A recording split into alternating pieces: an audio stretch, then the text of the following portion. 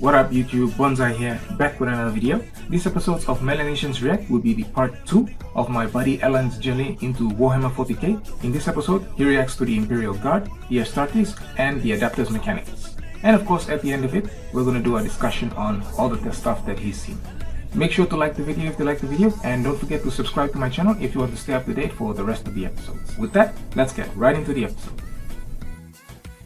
Allan, so we've just seen the intro to the universe itself, and you gave your initial thoughts. So now we're going to start reacting to the actual factions themselves. So, you have any questions from the previous episode that you didn't ask me? Regarding the Imperium of Man, there's a lot of questions in my mind about what before the Imperium, and where did this Emperor of Man, and why hasn't there been another Emperor of Man come up the way that the Emperor, was he like a genetic freak or something that happened, a bit more than that. And also the factions, are these factions within the human Imperium or Yes, these are just within the Empire of Human. Within the Empire of Human. Okay, I think with that we'll start with the first faction. Awesome. So they're humanoid to some extent then. These are all humans, specifically human. Humans, okay. Yeah. Brilliant. Let's get this show on the road. Alrighty. Astra Militarum. Imperial Guard. Oh. The Imperial Guard is the main fighting force of the Imperium, and in a world of horrifying creatures, galactic monstrosities, the literal demons themselves breaking through the fabric of time to kill you, the Imperial Guard are untold billions of regular men and women wearing modern day flak armor with a laser rifle. This is the humble las gun, the main weapon of the Imperial Guard. It fires superheated plasma lasers at an extremely fast fire rate. It is reliable, never jams. It can blow off limbs, giant holes in concrete.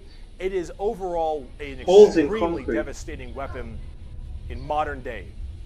It is one of the weakest in the 40k universe. Yeah, a laser rifle that never sounded like an amazing weapon. Limbs, one of the weakest weapons. That's the world we're in right now. But who cares? Because the Imperial Guard has, in each battle, 500,000 of these men and women, 30,000 large armored tanks, 10,000 artillery batteries. The Imperial Guard wins through sheer numbers and firepower. They kind of have this World War I, World War II style aesthetic with legions of guardsmen as well as high company commanders and generals on the field along with them, the cannon multiple kinds of troops. A normal Imperial Guard battle starts off with artillery, long lines of artillery, cracking the crust of the planet underneath the enemy's feet. And as this barrage continues, hundreds of thousands of guardsmen, a sea of guardsmen surges forward, firing and charging at everything possible while the planet rumbles as tanks roll up behind them. Gunships block out the sun, and tanks block out the dirt with the steps and hoof prints. They have minor augmentations, but only through numbers and sheer sundering. They can't not trample some of their own just running like that. I'm just saying. For the Imperium and make up a huge bulk of the battles. The Imperial Guard is also made up of tons of different kinds of regiments. The Catachan jungle fighters live in a death world that's more hospitable than almost any firefight they'll ever get into. Jungle fighters. So they just have this steroid-looking giant Rambo Predator-looking sons of bitches, where nothing is anywhere near as scary as a simple night on their home planet. You have the Valhallan winter soldiers who haven't felt their toes in 300 years, the Mordian Iron Guard, who are more interested in making their shoes shine than actually fighting a battle, and then of course the big one, the Cadians. Cadia. The biggest export of guardsmen in the entirety of the Imperium. You will fire your first gun at 5. You will disassemble and reassemble it at 10. You will have pounding artillery drills day in and day out at 15. And you'll fight your first swarm lord at 16.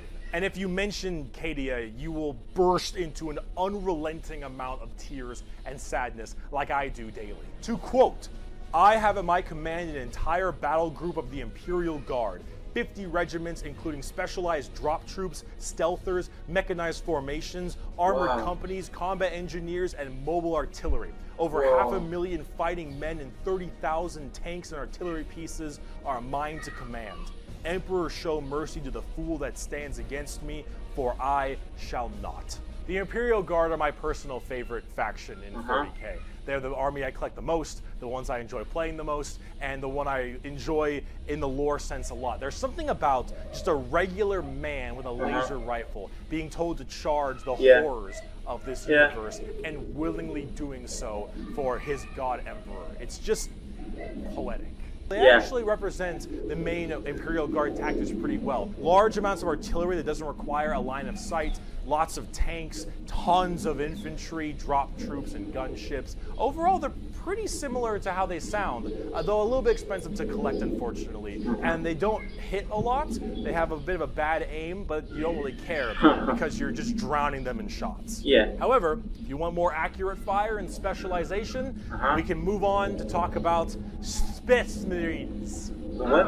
The Angels of Death. The Angels of Death are up next. Space Marines are genetically engineered super soldiers. Genetically humans. They're given extra organs. They're toughened. Their bones are stronger. They're taller than the average person. They're smarter. Massive people. And these are the specialized super soldiers that carry out a lot of the more specific tasks for the Imperium. And there's tons of legions of them. In fact, there's one Space Angels. Each Primarch, the Emperor's son, oversees their legion of Primarchs are the sons of. The genetic upgrade they get is based on the genes of said Primarch. It's something called a gene seed. Gene That's what seed. brings them up to this like superhuman level. As stated, each Primarch has their own legion. Robot Girly Man has the Ultramarines, Jagatai Khan has the White Scars, Rogel Dorn has the Imperial Fists, Horus Corax has the Raven Guard, and there's a whole bunch of other side sections that are also extremely interesting and have a little bit more of a twist on the average Space Marines, which we'll discuss in a bit. Humorously enough, I don't have a whole lot to say about Space Marines. They're superhumanly fast. Space Marines, Astartes. That nothing that large should move. Those were Space These men Marines. in power armor moving at blazing fast speeds. Their reflexes are faster. Their skin is tougher. They are overall just extremely powerful soldiers. In fact, where they differ comes down to which Space Marine Legion we're talking about. For instance, the Ultramarines done by Robot Gilliman are the main blue boys. Strong in almost every way, the jack of all trades kind of group that are a little bit too strong, and that's a lore problem, but the White Scars by Jagatai Khan are all about speed freaks, go fast. Speed freaks. Bikes. We're talking land speeders. You want to go in quick. You want to hit them hard. You want them to be swarming around like buzz flies. Buzz saws. With the speed of buzz saws. With the buzzing speed of... Fuck you, Pale King. Salamanders love fire. Fire in the forge, reference. fire in battle. Flamers, melta-guns, multi-meltas. Just so long as something can be burning, that's big. And they're also actually some of the nicest of the Space Marines. A lot of Space Marines have this kind of like holier-than-thou thing because of their genetic strength. However, the Salamanders tend to put human lives above the lives of themselves. Which grandsons to the... They're also all black, but not like just regular black, like 2 a.m. line at a White Castle. Black. Like they have a charcoal, dark, ashy exterior and blazing red eyes. Apparently something about living on their home planet of Nocturne, which I don't know if that makes much sense, but who cares? This is like fantasy land anyway. Overall, Salamanders are actually one of my personal favorites. So like PNG people, black skin and really red eyes. They're fun to play as because of all their flamer people. And they have a nice, like, more heartwarming lore, as opposed to being super evil like everyone else is. Oh my god, we're not even a quarter of the way through the Space Marine Legions. Imperial Fists believe in the power of the siege and defensive positions.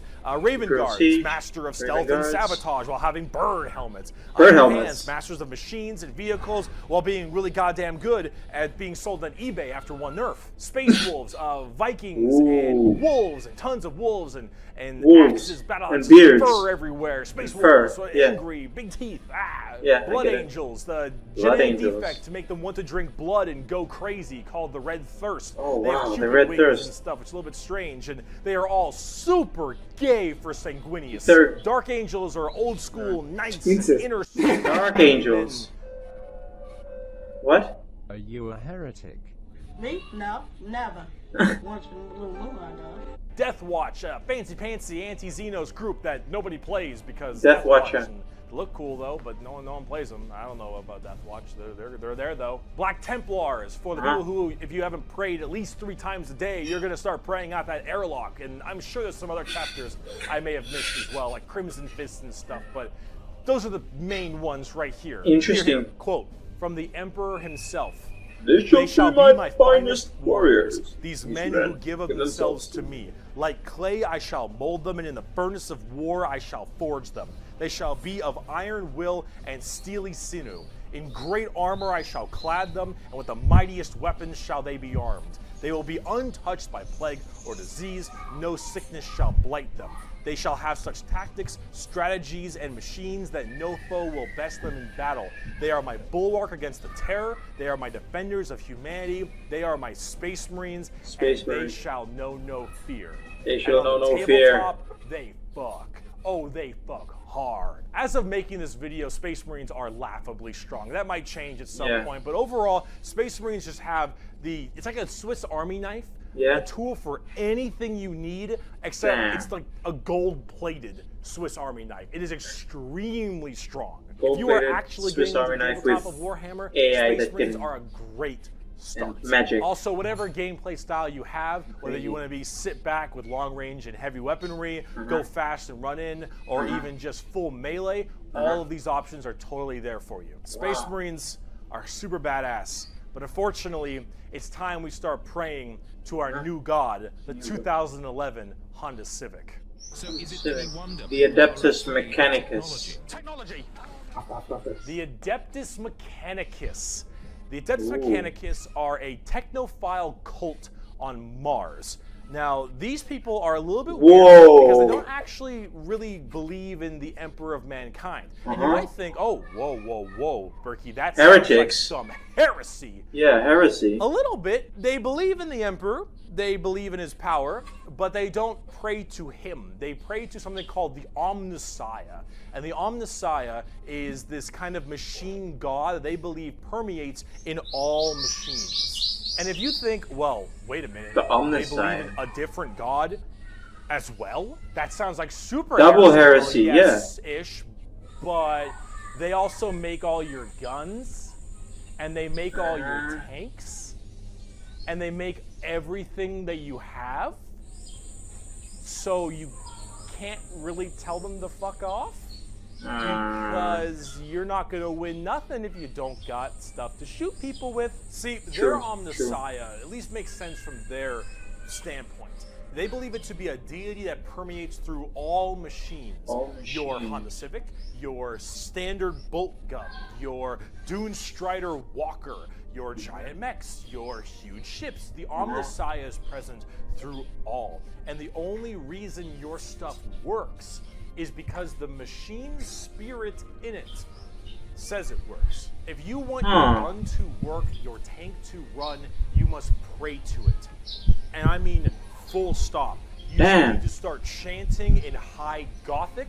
You need to burn incense. You need to sit on your knees and pray to that car. You need to rub oil on your robes, and you need to go homina.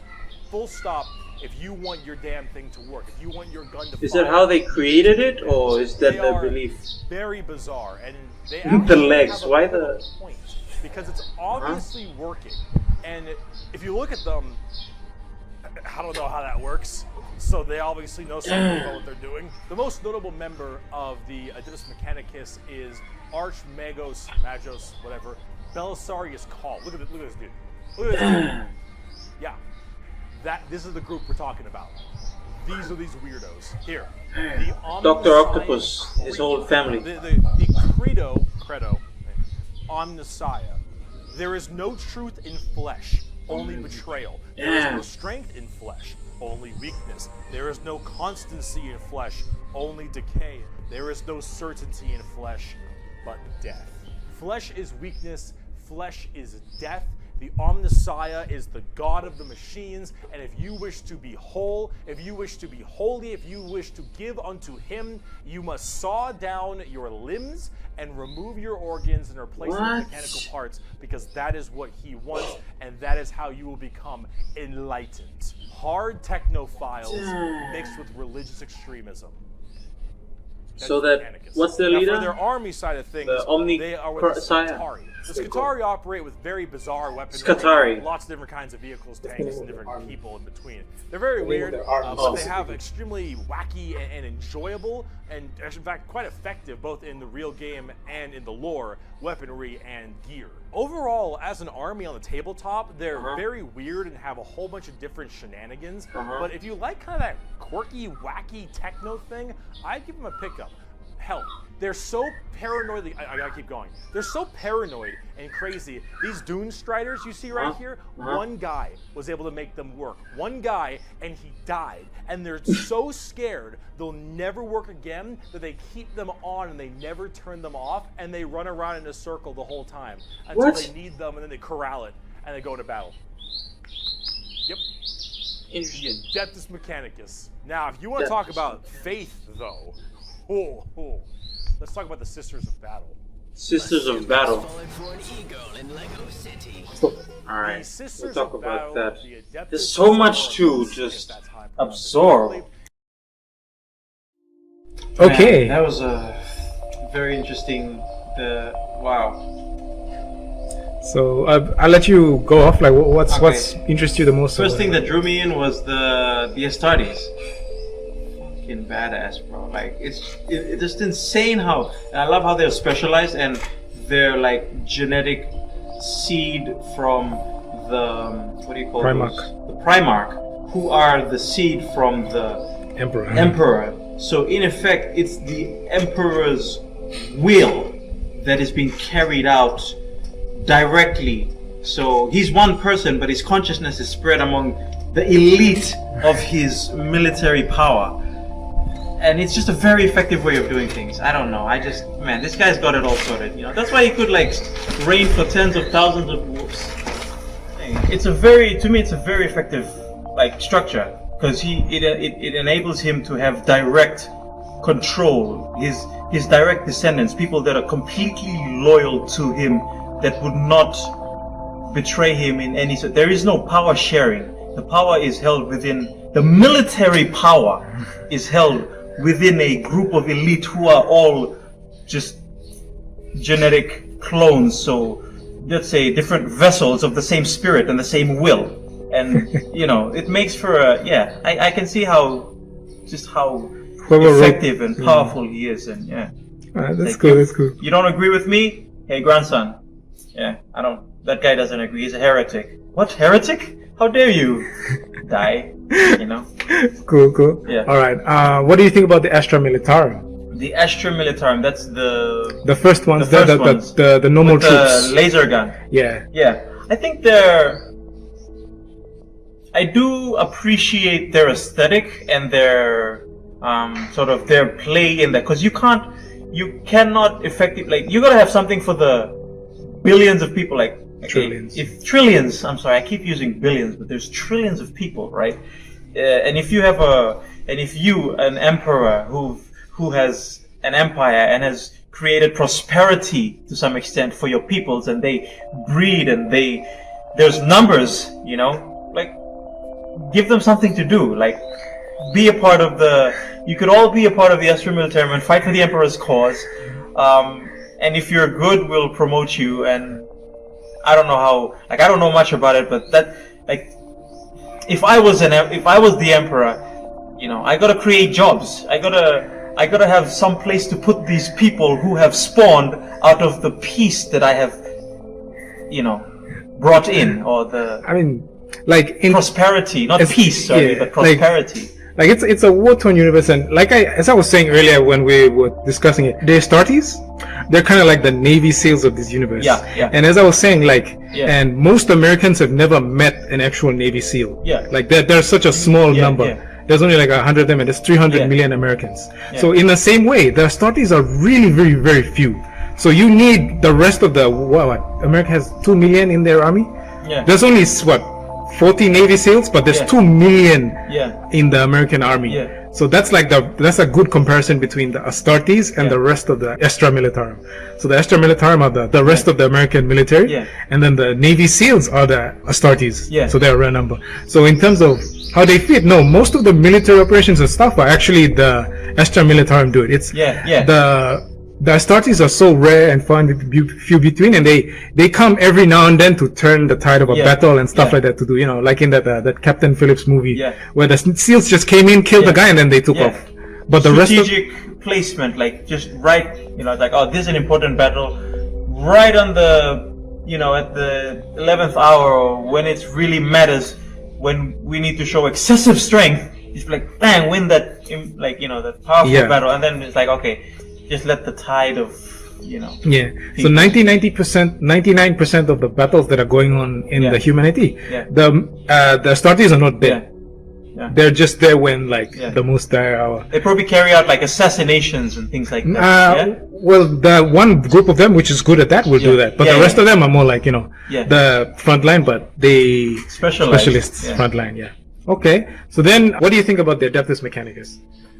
I think they do not appeal to me as much as the Astartes, maybe because personal taste. Like I like the super soldier sort of aesthetic and all that sort of design. So But between the three, how would you rank them? between the three, I would rank them. I would say, in terms of power, Personal or favorite, personal opinion. personal opinion, I would say they come between Astartes and the Astra Militarum, the Astra regular guys. Militarum. Yeah. Why I like them more than the Astra Militarum is because I feel like there's a level of evolution to them, and they're independent. They do not worship. There's a whole bunch of heresy to them because they do not subscribe to the idea of the Imperial Church. The Imperial Church. They don't subscribe to that, but the church can't do anything about it. The Astartes and whatever can't do anything because they make the weapons. It's a power balance, I feel, and it's only in personal preference that I prefer them less than the Astartes. But in terms of who I reckon is in terms of I respect their character design. I respect the whole they probably have their own, whether it's like the Omnissiah or whatever, in their own lore, they probably have their own sort of Emperor of Man character. Omnissiah, that's what they. So sort of like a being that is up there, and he's translated means and ways of advancing or evolving themselves. Their view of the Emperor is probably kind of like the way Islam views Jesus, right? They view him as a prophet, not so much as one man. Yeah. So whereas the Imperial Church would Yeah. see the Emperor as like the god, they would view him more as just like another prophet, because he's like very intelligent, he's very smart. They respect him because of his intelligence, but they don't worship him as a god. Agree. Yeah, so that's that's my personal way of thinking of the Adeptus Mechanicus and their relationship to the Emperor. But they probably see the Emperor as some other guy that can tap into the warp. Like, we got a ton of those guys, and they tap into the warp and help us build our technology and and put a bit of that magical essence such that you have to pray to your weapon to get it to move. It's a soul bond with the weapon instead of it just being a separate thing. It's like, for humans, flesh and biology, it has its strengths and its weakness, whereas metal, you can impose your will over metal. And I mean, I resonate with that. I feel it's about technologies they can control. The Emperor, he uses biology and he uses all that to ensure that the elite and how he takes control of power and and his empire, whereas the Adeptus Mechanicus, they use technology, so they'd have cut off the biological parts, but then they're advanced enough to fit a mechanical, and it's a working part, and it's it's more subject to their will. It's all about control, basically, and war. All right. So, any final thoughts? Or questions? Final You want to ask thoughts, me something? questions? There's at least 12, 18 What? factions of Astartes. Oh, 18. 18. Yeah. Alright. I'd like, just personal interest, I would be interested to maybe There is a play video on or- that. Yeah, even There is a Bricky video on that. Yeah. We can probably do that later sometime. yeah, oh brilliant. Okay. I'd want to learn more about the Astartes and just sort of just learn about the lore. Good preview. But not also, and also the Mechanicus. They do interest me, though I'm not drawn to their aesthetic, like But I you would am like to to- the super soldier aesthetic. But it is interesting to me that like that way of thinking. I'm not abhorred by it or repulsed, or it doesn't like nah. It like I'd be like, yeah, it is. Okay, I would cool. want to learn more about these two. Okay, cool. I think we'll end this episode here, and then we'll go on to the next one. So yeah, you looking forward to seeing the next one? Definitely. All right, guys. Getting better and better each time. Okay, we'll end it here.